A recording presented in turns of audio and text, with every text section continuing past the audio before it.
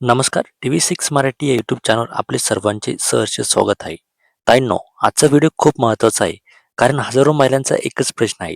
जर आम्ही केवायसी केली नाही आणि जून महिन्यात केवायसी पुन्हा सुरू झाली, तर आम्हाला मागील हप्ते मिळतील का?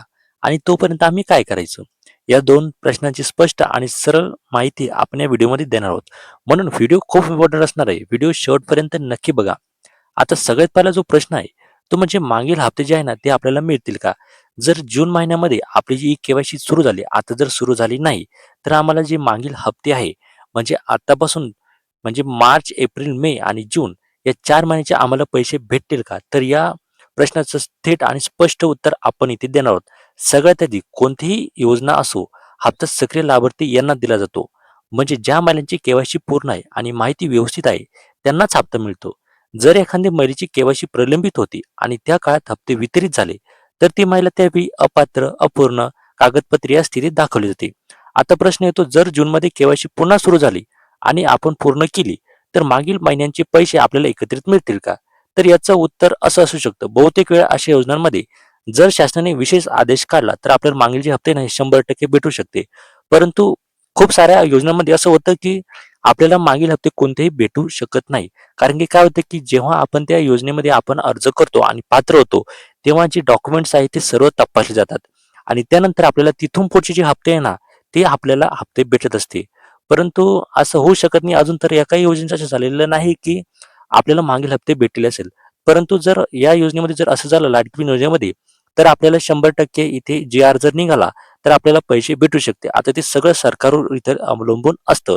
त्यानंतर आपण दुसरा प्रश्न म्हणजे जूनपर्यंत काय करायचं? हा सगळ्यात महत्त्वाचा प्रश्न आहे.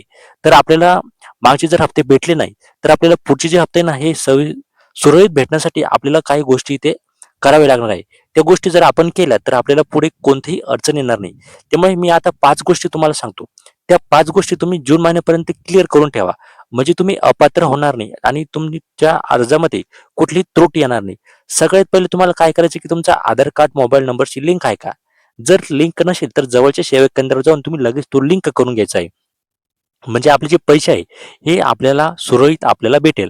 जेव्हा आपण तिथे अर्ज करायला जाऊ जूनमध्ये, तर आपल्याला ओ-टी-पी संदर्भात कुठलाही प्रॉब्लेम येणार नाही. आपली के-वाय-सी एका मिनिटात पूर्ण होऊन जाईल. त्यामुळे आपल्याला आधार लिंक करून घेणे इथे गरजेचं आहे.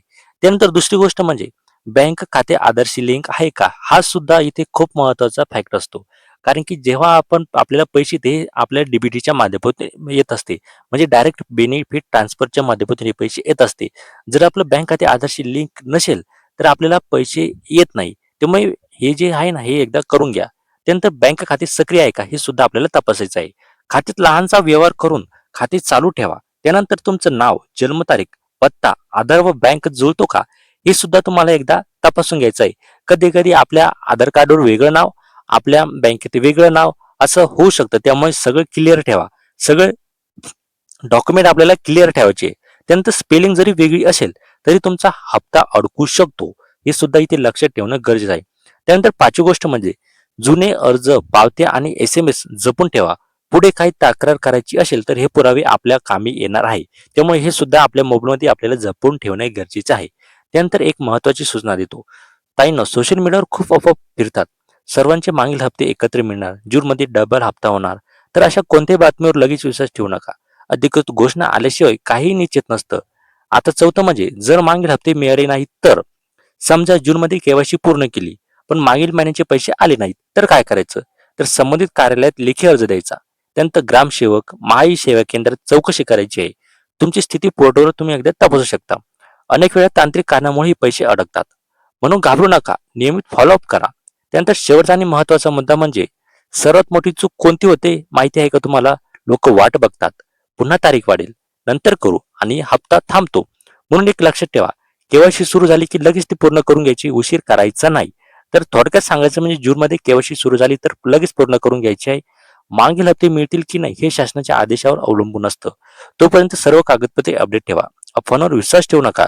जर तुम्हाला ही माहिती उपयुक्त वाटली असेल, तर व्हिडिओ लाईक करा आणि अशाच अपडेटसाठी चॅनलला सबस्क्राईब करा. मी सदानंद मुंडे.